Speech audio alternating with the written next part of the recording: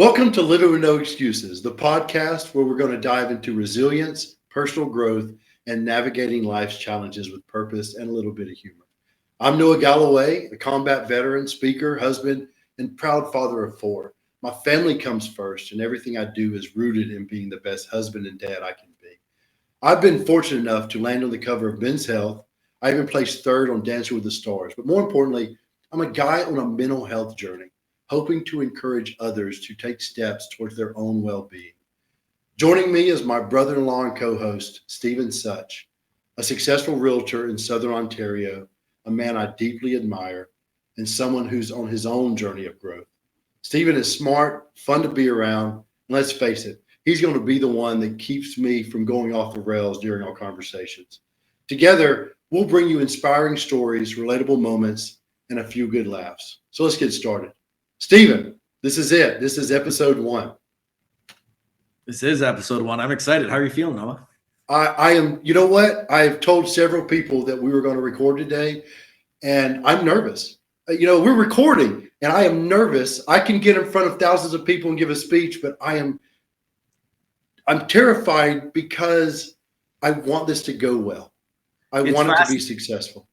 It's fascinating for me because I can almost feel you being a little nervous. And everybody I ever talk to about you, I'm like, when you meet my brother-in-law, guy has the biggest heart, and man, can he ever talk. Meanwhile, shake it out, big guy. I know. I'm like, I just can't wait. I'm excited that we started because, this is episode 1. I keep telling myself we're going to build, we're going to grow. But this is it. This is our first episode. I love the concept that we're going to do, that we're going to have guests here and there, but really I want to share my story. I want to share your story. I want to talk about growth and resilience and all of that comes with it on these journeys because they're important. We all are on a journey, and just sometimes we need a little guidance in what we're doing. And I've learned that. What I love about having you on as my co-host is you come from a place that is very foreign to me. I've learned in the last couple of years to open up. I am been somebody that can be judgmental. Like I live in my world and judge anybody that has a different opinion, different lifestyle, but I'm opening up to it because I've realized a lot of who I was in the past it wasn't just being judgmental. I was closing myself off from a lot of things. I wasn't dealing with a lot of emotions inside, which in turn brought out a lot of anger in me. So I was either just this happy guy out on the streets, but I've always, instead of dealing with my emotions, I've always dealt with a lot of anger. And now I'm dealing with that in a much better way. I'm a more emotional person, and I'm comfortable with it. I love it. I was on stage not so long ago, and I told people, I was like, you know what? I've learned that when I cry, I actually feel better. It releases something. Just like when you get angry and you blow your top, then afterwards I'm like, oh, I feel fine. But everybody else is affected by my anger. My sadness does not punish anyone else, if that makes any sense. I think we all got to work on our own communication habits, right? And how we deal with the emotions that surface is a journey we're all on. I think of when I was a kid, or even in real estate. Here's a simple example. The first time I was writing an offer, years and years and years ago, I was sweating. I was calling my team lead. I was calling my dad, my broker, just because I wanted it to be perfect. And now what used to take me a day, it takes me an hour. But the point is that by doing difficult things, we grow and we build resilience. And that's one of the themes of the podcast. So no, I kind of had it as the goal of episode 1 being to, let people know who know very little about, you or me, probably more so me, let them get to know us a little bit, and then kind of let them know where the podcast is going to go and what they're going to get out of it. One thing I loved every time you've ever said it to me is, your brand, Living with No Excuses. How did you come up with that name? Well, so I didn't come up with it. After I was injured, and then decided, going through some struggles of not knowing where I was going. I always knew that fitness was something I always resulted back to. Like as a young kid, I got into fitness when I was about 11 or 12 and became obsessed with it. It was an escape for me to go into this gym in a local community center in Midfield, Alabama, and work out. And I found a place there. And so I knew when I got injured, I needed to find that again. So I got back into the gym, started exercising, pushing myself. I always tell people back then, this was, let's see, I was injured 2005. It wasn't until about 2009 that I started getting back into fitness. And there was no books, magazines. There was nothing on the internet that could tell you how to work out missing an arm and a leg, which was actually, looking back, was a benefit for me because it was like I was 12 again, learning to do things, reading what I could, taking the information I knew, and then adapting it to myself. So that's what I did. And I started in a 24-hour gym going in the middle of the night because I was embarrassed. I didn't know how to work out in front of people. And then when I felt confident about myself, I started going in the middle of the day. Then everybody at the gym knew me, so I went to another gym. And I just started bouncing around gyms, and people started saying, like, I was the guy taking people's excuses away. I had a guy, 4:30 in the morning in a gym. I was working out, and a guy, it just opened. I get in there, and this guy comes up to me, says, "I'm here because you're here." I said, "Yeah." He goes, "Yeah." I told myself, if the guy missing the arm and leg can be in there, there's no excuse why I can't. So that no excuses stuck. And then as things built and evolved, living with no excuses became my mantra. And I always tell people, it's not what it's become now, especially on my mental health journey. Living with no excuses isn't that old school, pull yourselves up by your bootstraps. No, living with no excuses means there's no excuse not to take care of yourself. Because in the end of the day, that's what I've learned to do is like, if I don't take care of myself and my emotions and what I'm doing, what kind of husband and father am I? What kind of friend am I being to anyone around me? So that's what living with no excuses is. Living with no excuses is there's no excuse not to be living your best life and taking care of yourself. You know the funny thing? When you first told that exact line to me, that was one of the biggest reasons why I wanted to do this podcast. Yeah. Because when I think of, okay, I remember the first time Amanda talked about you. It's like, okay, here's Amanda's my wife, by the way, to anybody listening. Yeah, my sister. Beautiful woman, a kind, huge heart. And I thought to myself, okay, here comes Mr. Military, and you're just so much more kind. And the idea of there's no excuse not to take care of yourself. So often we hide and we mask and we push things under the rug. So I'm hoping that all of our listeners are going to take that same attitude of there's no excuse not to take care of themselves and take care of themselves as we all go on this journey together. Yeah. When you think of starting this podcast, what's your motivation? Well, the short answer is I want to connect with people and make a difference. And the example I'm going to use is probably a month ago. I had a layover in Atlanta, and a gentleman saw me on the flight. He tried to give me his first class seat. And I explained to him, huh? Did you take it? No, I didn't. I told him. In fact, I said, look, brother, I said, I fly all the time. In fact, I am spoiled. Me sitting back here is good for my ego. I'm not taking your first class seat. But when we got off the plane, we spent the layover together talking, and he was a veteran. And what I'm grateful for is my injury is very visible. And I take it as a badge of honor, and people are comfortable coming and sharing with me when they see me. It's my attitude that they say they grabs them first. They see a guy missing an arm and a leg. They see the smile on my face, and they want to connect with me. They want to talk to me. Well, I'm talking to this veteran, and he's sharing some of his struggles, and I see in his eyes he's welling up with emotion. And then I told him, I was really telling him stuff about myself, but I said, do you I bet you're great out in public, but at home, your family probably walks on eggshells. You can blow up. And I started pointing out things about myself. And he looked at me, his eyes got huge, just like I was reading his mind. He's like, "You're telling my story." I said, "Brother, because we're the same. We're the same. Like most of us all have so much in common, and we don't realize it." And so, me then sharing my experiences with him opened his eyes, and we talked a lot about it. And it's like, that's another reason why I want to do this podcast, because I want to share my story and I want to share the struggles. I want to be vulnerable on this podcast. There will be times I want to share things that would probably be hard for me to share, but I want to share them because that's what's going to connect with people. I've always told people we all have a story, and if you're willing to share it, you're going to relate to somebody. It's going to help somebody. Not everybody's comfortable sharing their stories, and that's okay. So I'm one of those people that's comfortable sharing, and I want to share stuff in order to connect with others to say, hey, you're not alone in this. There's a light at the end of the tunnel. Were you always comfortable sharing?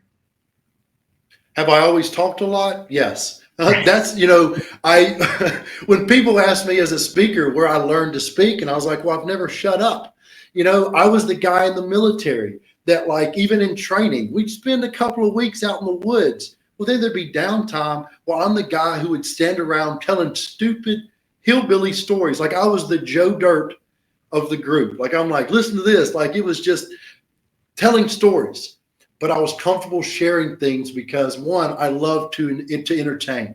You know what I mean? I'd get a laugh. Well, now I've evolved. I'm not 20.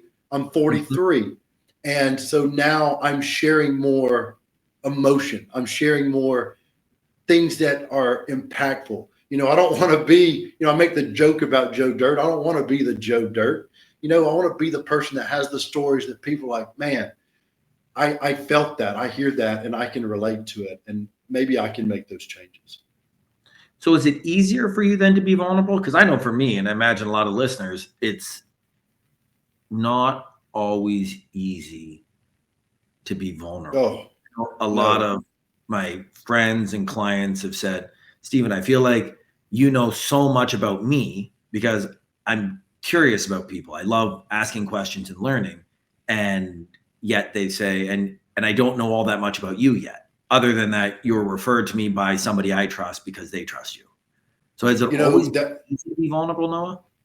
Well, one, on your point of you are good at asking questions. That's why I asked you to be my co-host, because and your sister's good at that also. Y'all are really good at making people feel seen, and that's amazing. And my emotions, interestingly enough, as you said that, it came to my mind. The one thing that has allowed me to feel comfortable being open is once I realized, and let me finish the thought. Once I realized I was as masculine as I am. Now, I say that because my internal voice has always been pushing me down. I'm never good enough. I'm never good enough. You're not enough. You're not enough. You're not enough. So I've lived this life of I've always strived to be this manly man and just never felt like I was good enough. Of course, I share that with your sister, with my wife, and she's like, what are you, crazy? You know what I mean? Like, she's like, you're deaf. No one questions your masculinity. And so me accepting that maybe I am, I can be proud of the man I am, that allows me to say, okay, well then I'm okay sharing my emotions now. Because until I felt like I was man enough, I couldn't share those emotions because I was afraid that was your weakness. And now I've learned that looking back, all it caused was torture on myself and caused more anger. Like, I guarantee there are people out there that have experienced me in public, especially like whether it be on the road or in the military or somewhere, that has seen my anger. And they're like, no, that guy is a jerk. Because that side has been inside of me because I wasn't allowing any other emotions out. And so me moving past that and accepting myself as being good enough is allowing me to be better with my emotions, which in turn is slowly allowing me to be vulnerable. And this is a promise I'm making on this podcast, to be vulnerable on this podcast. If you're someone that's not comfortable with a man being vulnerable, this ain't the podcast for you, because I'm gonna show it. You know what I mean? I promise not to cry every episode, but I want to be open and honest and share those feelings. Because one thing I've learned is you don't just suppress one emotion and feeling. You can't just be like, you know what, I'm gonna be all this, but not be, I'm showing my sadness. No, when you suppress an emotion, you suppress them all. I have people in my past that have said to me, do not get excited about things, because things would happen. I'm like, oh, okay, whatever. And it's because I was suppressing so many emotions. And now I'm able to let those out. It's helped with my relationship with my wife and my children, like dramatically. In the last couple of years, the last couple of months, in the last few weeks, in the last few days, I'm constantly working on how can I, in fact, just the other day, I won't go into it, but something happened. And my daughter, Ryan, who is 15, said, you handled that very well. Like, she was able to and comfortable enough to say, Dad, you did that, because she's seen me blow up. And I had something happen that I kept my cool, and I was able to express how something made me feel with one of my children, get my point across, and really just share that I'm not mad at you, I'm just disappointed. And that has been more effective, because I look back at times that I've tried to correct my children and I blew up. Well, then that anger canceled out. The way I acted really canceled out the point I was trying to make, because then I went way overboard. And so controlling those emotions and being in tune to where they need to go and where they need to come has really helped me. So what would you say? I always look for takeaways. And I mean, it sounds like old Noah would have blown up. This Noah of, on your journey has more skills and coping mechanisms. So what, for everybody listening, what did you do? And I mean, I hope that we have psychologists on this podcast so that we can further dive into, what's behind it. But in that moment, instead of blowing up, what did you do? What was the coping mechanism you utilized to take a breath and handle it in a way that Ryan then said to you, Dad, you handled that well? I'd love to have this great answer of like, I did some breathing techniques, or I did this and that. I didn't have time for that. I just had to react.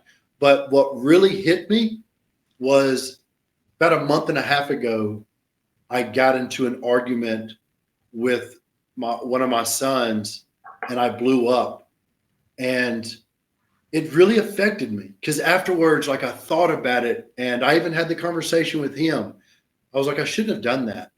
And I'm setting an example for my children also. I always tell people, I've said it on stage, you can talk to your children till you're blue in the face. They learn from what they see. And I knew I needed to make a change. And so having that in my head and thinking about it in the great moments, you know what I mean? It's not something that I think it goes back to muscle memory, just like anything else. Like, I'm constantly thinking about it. I'm putting myself in a better state of mind all the time, trying to work on those things, so that when it happened, I felt like I was prepared because of the work I had been doing.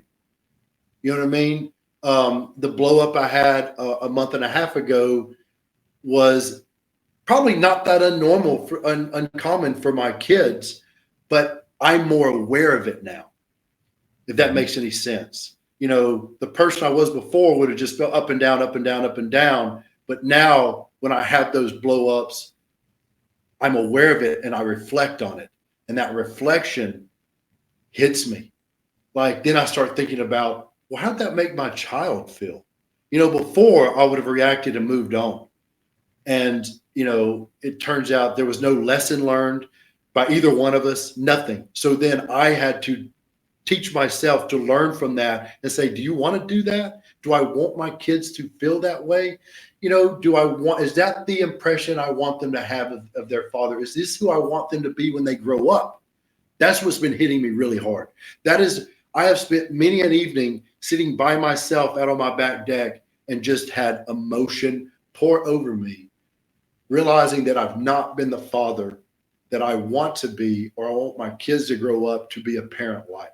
So that has been something that has really impacted me. So when that moment came up and my daughter said that, I was proud of it. And another great moment was the child that I got onto when I went back and said, hey, look, just checking in on you. Everything okay? Like, hey, you messed up. This is what we got to work on, but I'm not mad at you. And he even shared, he said that he really appreciated the way I handled it. Like, I have great kids. You know what I mean? They're just good. They're just good kids, but it's been a tough upbringing. Like, I can't say anything about their mothers, but as a father, like, hey, children of combat veterans have a higher suicide rate than their counterparts. Like, the issues that they deal with, what they've dealt with as me as a father dealing with not dealing with my injury, things like that, like they've grown up in, and it has not been the best of an environment. And so I'm doing everything I can to improve that for their well-being. And that makes my life better. I'm trying to, this is all because of your sister. I've told your sister, you don't change for somebody, but you've definitely put me on the right course. And I love her and don't want to ever screw anything up and lose her. So between her and the kids, I'm putting in the work. Like, I've got a long way to go, but I'm putting in the work. And we'll share this throughout the different episodes of the things I'm doing, everything from the psychotherapy, EMDR, microcurrent neurofeedback, psilocybin, been to Peru doing ayahuasca. Like, we will cover it all. And we're not medical professionals, so I don't want anybody to take it and say Noah and Steven said this, that. No, I'm going to share my experiences and hope that other people are intrigued by it and look into things that might help them. I saw a beautiful quote the other day was, life isn't about finding yourself, it's about creating yourself. And that came to mind when you were reflecting effectively, would your future self be proud of you in your actions as a father, last week, last month, last year? And I think as long as we're always improving, we're on the journey, and I'm happy to be on this journey together.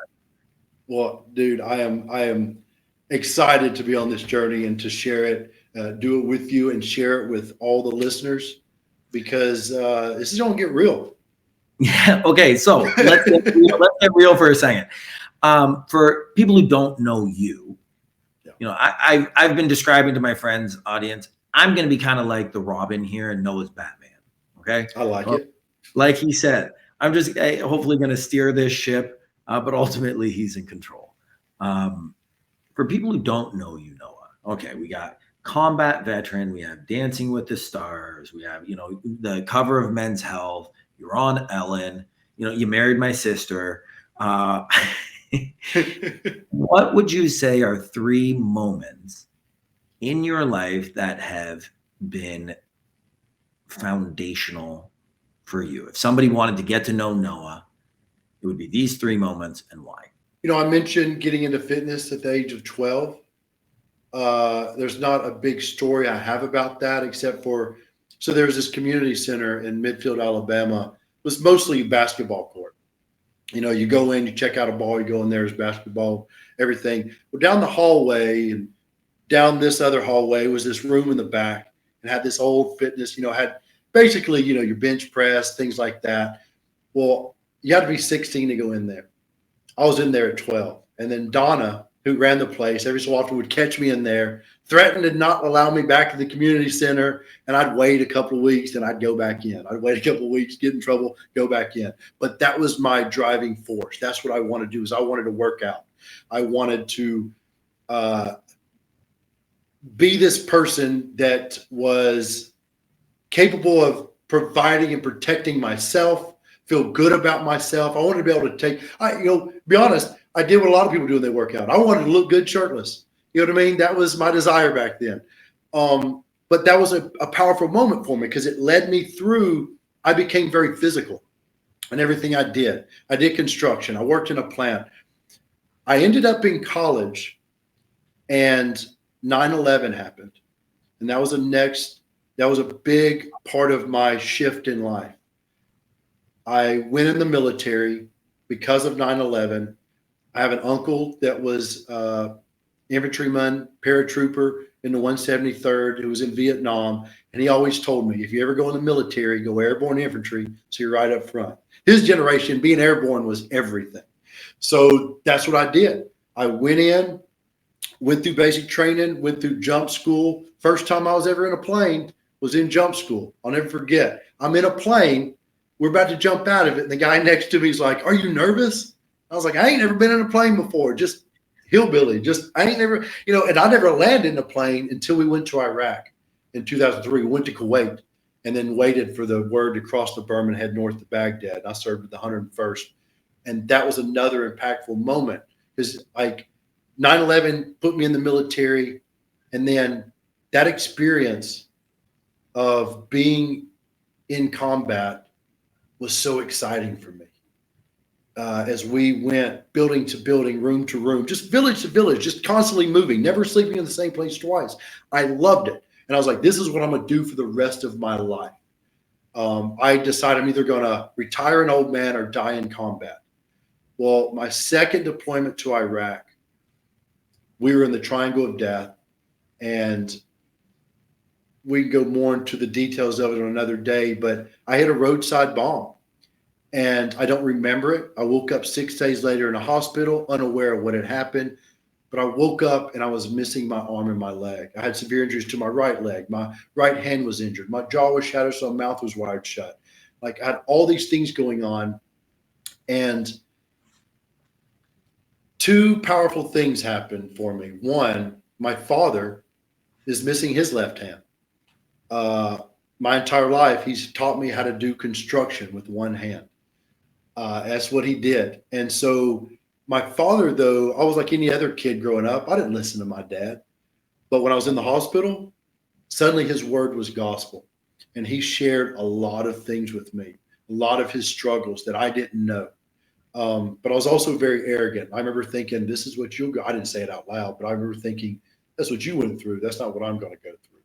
So it was in the back of my mind what he said, but then I took off trying to do my own thing. So you ask these impactful moments, fitness, 9/11, military, being in combat, then I get injured. Well, then it comes full circle because then I find fitness to help me deal with a lot of my struggles. Part of it, I started dealing with the physical side. The physical side, I felt like I conquered, was not an issue. I don't think twice now about missing an arm or leg. Would I love to have them back? Yeah. But who cares? In fact, I was just in Alaska the other day and I met a woman who was missing her hand. And I was like, oh, what happened? She was born that way. And she mentioned how she dreams and she has two hands. I was like, really? She says, yeah, the doctor said that when I was in the womb, my brain thought I was going to have two hands. That's why I dreamed that I have two hands. And I told her, I said, what's funny about that is when I dream, I don't have two hands. I don't have two legs. I don't even remember what it's like to run and walk with two legs. I've completely shifted to another side of accepting the physical to a certain degree. Now, I didn't realize till years later, starting my mental health journey, that I kind of did it backwards. I should have started here and let it work through instead of working here and eventually catching up to this. Because I always tell this is the most complicated organ we have in our body is in here. But I was worried about if I looked good. Now, there was benefits that came from it because it did help me deal with a lot of the injury by getting into fitness and taking care of myself. Because there was, I mentioned earlier, the no excuses. It felt good to have people acknowledge that I was in great shape missing an arm or a leg. The fact that I made the cover of Men's Health, the first veteran and amputee to ever grace the cover of the world's largest men's magazine, that was 2014. Like magazines were still a big thing back then. But it was such a great moment for me. But nothing compares to finally dealing with the emotions and truly dealing with the injury. I think I've shared with you before, I had doctors in the hospital who said, you need to mourn the loss of your arm and your leg. Well, that didn't make any sense. Like, what, am I going to have a ceremony? Because like I kept comparing. I kept saying, well, there's a guy in the other room missing 3 limbs or 4 limbs or severe burns over there, spinal cord injuries, whatever it was. And my 17-year-old made a comment the other day that comparison is the thief of joy. And he's right.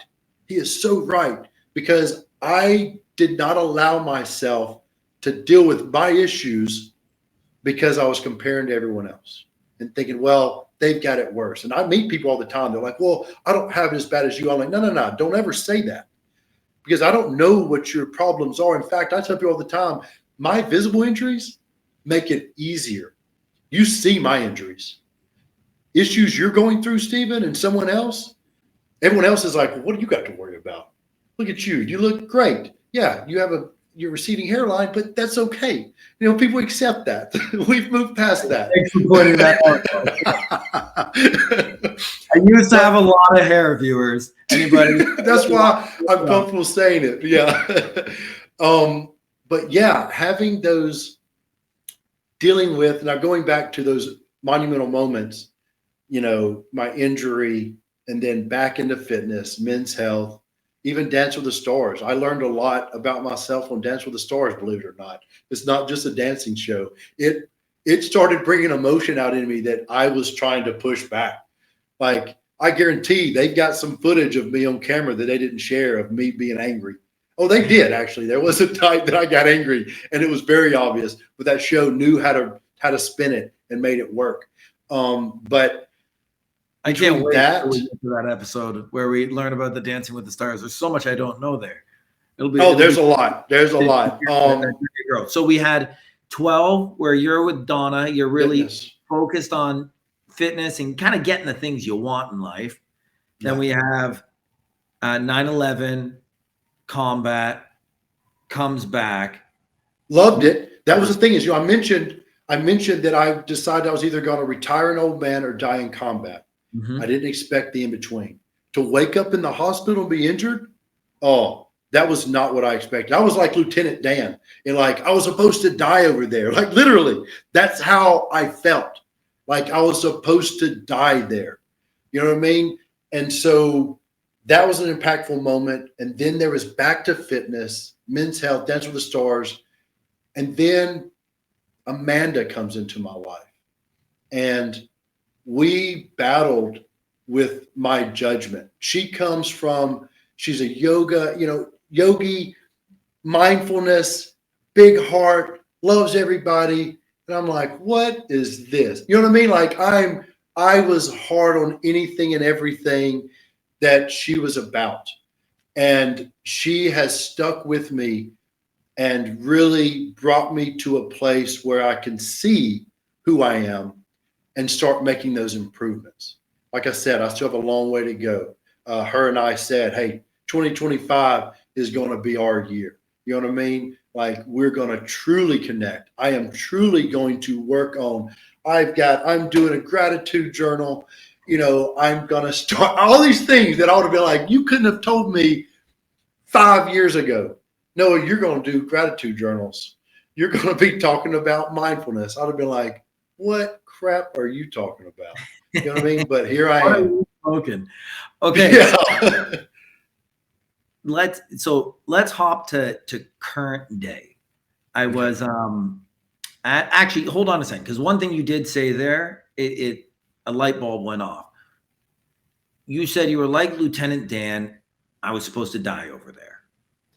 You had your purpose. When you came back, missing limbs and a wife that had left you. We'll talk about that, I suppose. All of that had to be very traumatic. But how did you rediscover purpose? Because I know when I lost Sustainable Joe's, that was a sustainability project. Everybody I was working on prior to getting into real estate, very much a passion project. It was very difficult to rediscover purpose. How did you do it? And how can our listeners, if anybody's struggling with purpose in their own life, find more purpose? Well,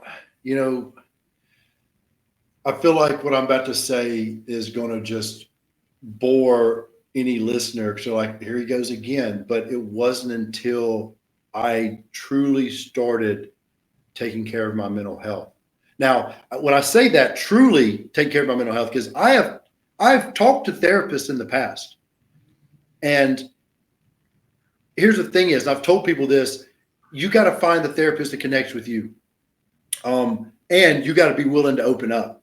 I was never willing to open up, and I was not comfortable with my therapist at the time. So it's nothing against the therapist; they were great therapists. I wasn't ready, and I wasn't connecting well with them. And I had several therapists that had told me, "Are you sure you need to be here? You're doing really well." Because I was telling them what they wanted to hear. I was putting on a show. I was putting on a show of who I thought people wanted to see. And it was truly happening on a big stage. You know what I mean? People at this point knew my story, and I was still pretending to be this. I always compare it to, I always say I would Robin Williams it.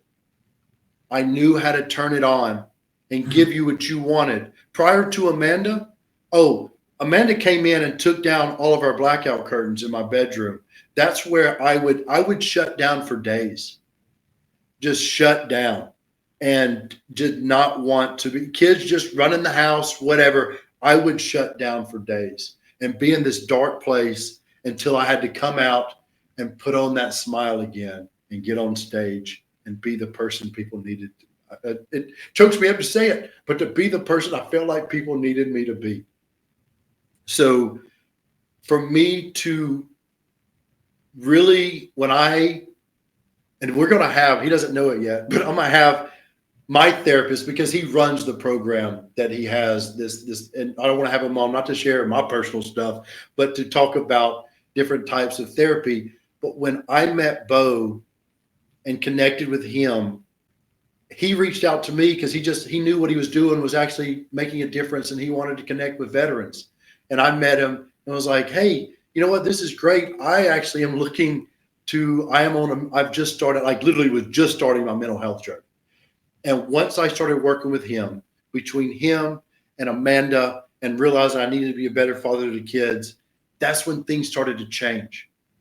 And it was hard. Actually, it put me deeper into a hole before I started coming back out. Like I'm still feel like sometimes I'm in that hole, but that hole has been better than looking back at I don't want to say the lies I was living, but the false narrative of a life that I had before. And so to others, I tell people, you have to make that step in here to want to be better, to truly want to be a better person. We all should. I don't care who you are. I don't care how great life is. We all, Bo said it one day. He says, if you're living, you're experiencing trauma. We all are. At every moment, every turn, things happen that are traumatizing. Trauma sounds so, I think when we think trauma, it has to be huge. But little things happen and it affects us, can affect us for the rest of our lives, even if we don't realize it. And it's not until you realize, okay, I want to be aware of those things and I want to make these changes. I do something as simple as, like, I love 80s rock, hair bands, metal. I love all that. But there's a time and a place. A lot of times I remind myself, you know what? Let's bring it down.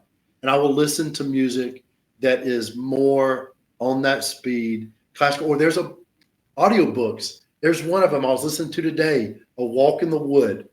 It's about Winnie the Pooh and comparing it to Taoism. Like, it's so mindfulness. Winnie the Pooh is the art of not overthinking, just being and loving what's happening and being all about gratitude and loving and caring. And so I will listen to that audiobook because it puts me in a better place.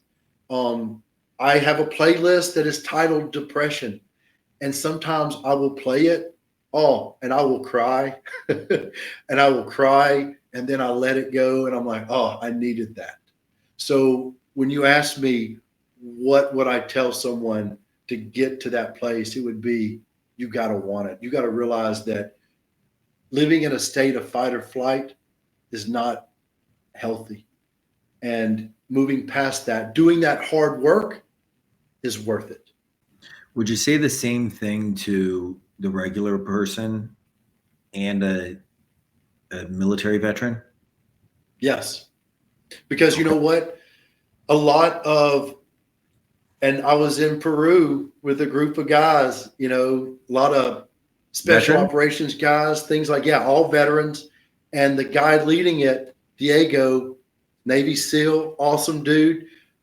We were joking about it because I was telling him, I was like, you know, it all relates back to our childhood. He goes, every veteran that comes through here, they think it's from combat, but it's never about combat. It's our childhood. Because you know what? The military attracts a certain kind of people.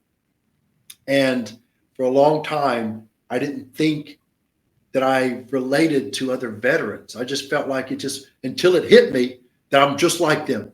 I ended up in the military because of past trauma that led to, and we'll get into that to another story, but I was just like I got into fitness at 12. It was my escape from these things that I was, you know, didn't like in life. And so I needed our brains put it or lead us places as children to protect us.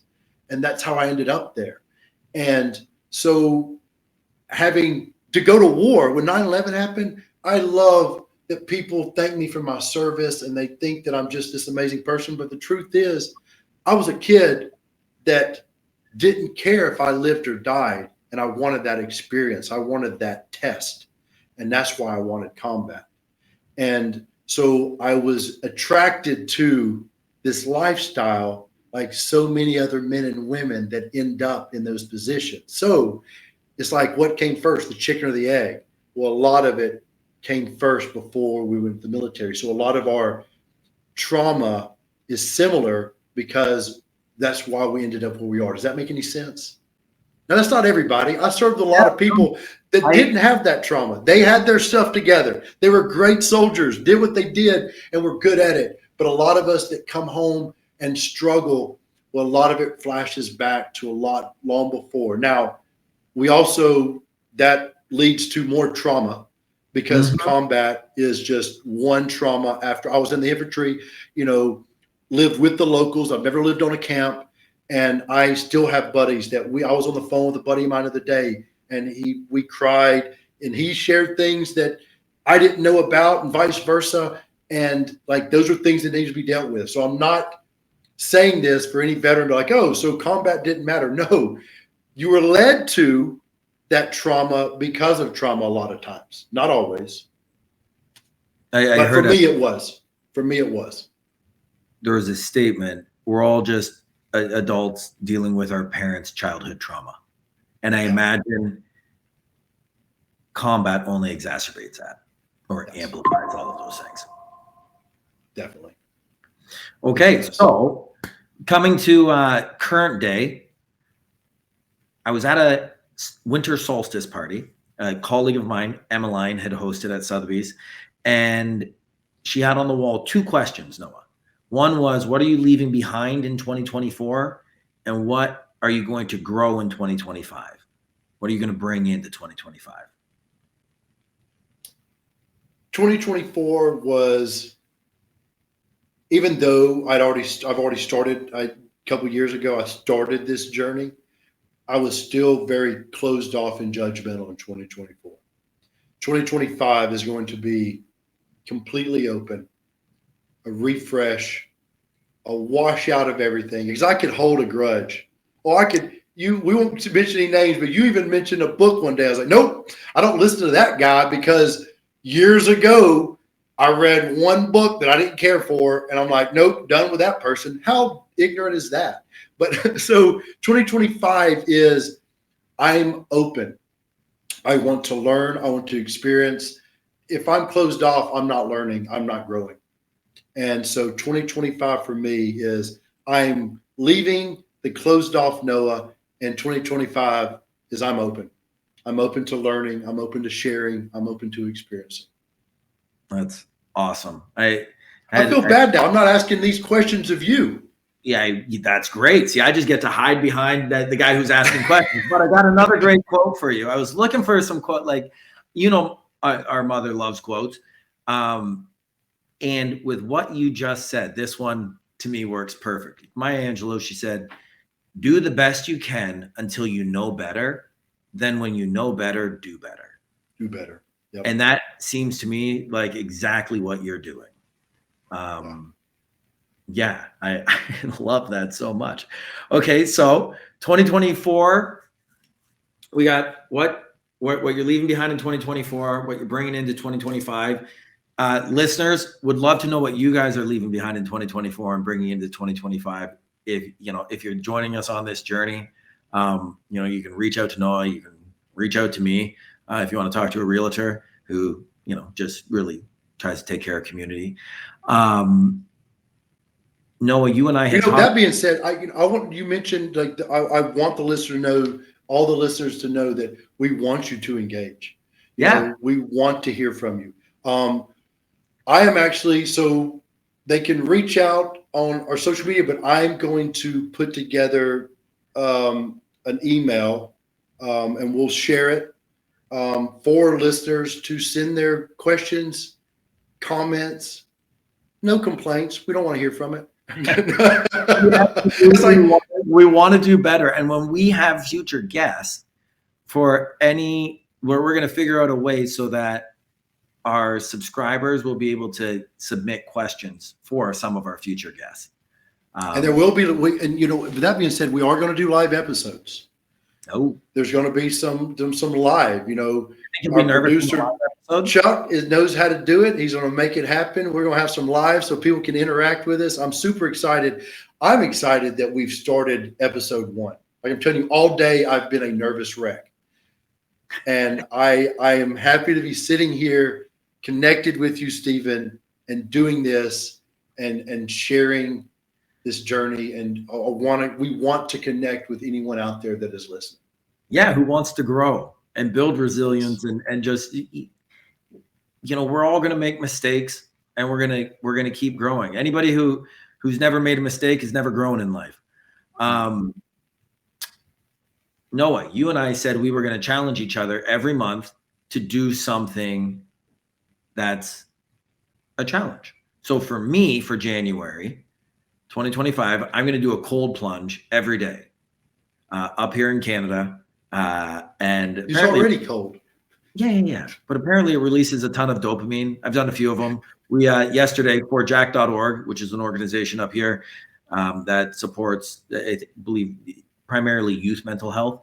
Unfortunately, Jack had died by suicide, I believe in university. Anyways, they were trying to set a Guinness World Record. We had like thousands of people go into Lake Ontario yesterday. And that was very cold. But that is my challenge for for January. What is yours, Noah? This is something that I'd actually talked to my wife about. We'd said it before, but we didn't stick with it. We get busy. We are going to weekly go on hikes. Like we're going to be out in nature because it's easy to get wrapped up. I love fitness. I love going to the gym, exercising, but and I want to do this with her, is we're going to start weekly going on hikes. That we get time together, that we're out in nature and we're being physical and we're doing things. And with that, it's all going to be wrapped around me. I want to learn from her. The years I've had with her have been amazing, but I feel like because I've been closed off, I haven't learned enough.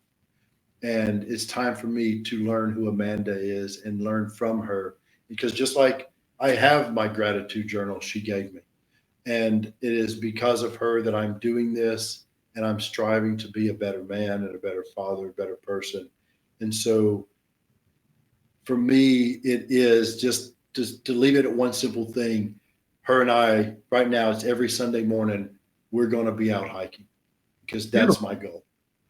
Beautiful. Okay.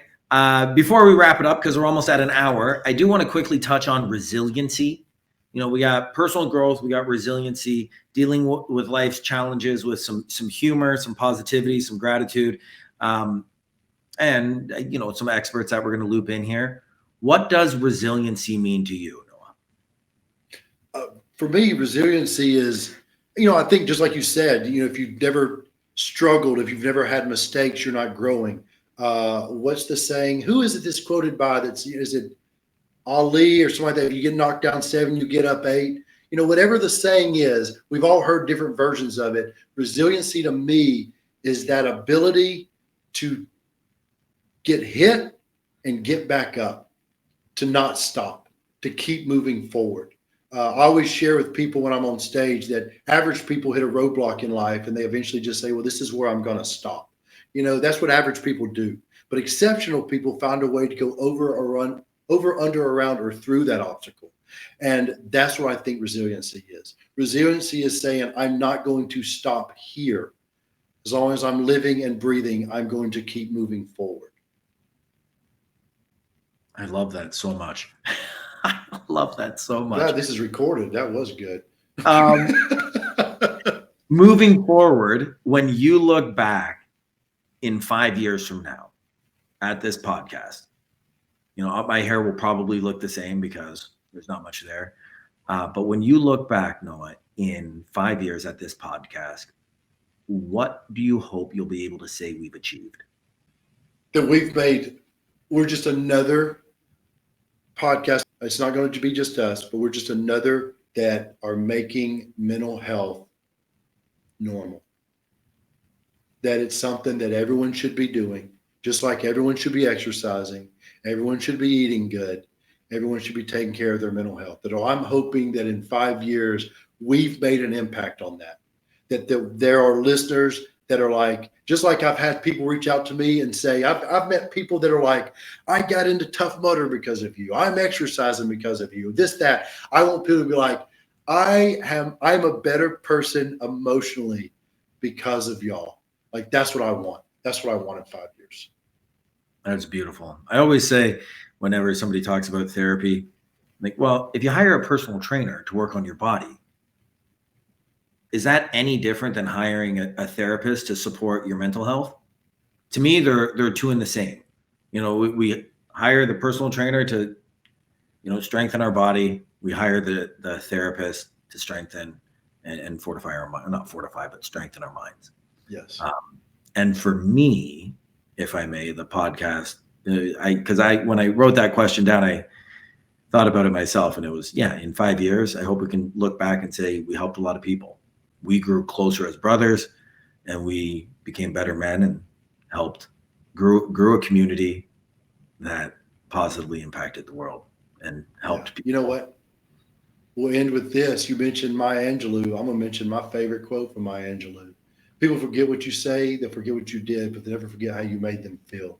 And I'm hoping anybody listening to this podcast, that we care about you and we want you to feel seen and heard. Share it with us because we care about how you feel and we want to see other people improve. So I hope that makes a difference. Yeah. So everybody, feel free to reach out. Let us know what you're doing in January. We'll be back in a couple weeks. We're still figuring out the cadence of episodes as we're going to record them and release them. But I feel good. Do you? Good. Do you feel more relaxed now? I do. I'm ready. We ready to start the next episode? I'll do it tonight. I don't know that we have the guest lined up, but Chuck's like, "Hey, keep going." He's like, "I got time." Yeah, I think an hour is probably long enough, Chuck. It's a Thursday night. Yeah, but no. Thank you, Stephen. In case anybody's wondering. Thank you, Stephen, for being an amazing person and being part of this podcast with me. Chuck, thank you for not just being a friend, but being a part of this journey with us. And to everyone listening, thank you for being here. And hey, keep listening. Love you all.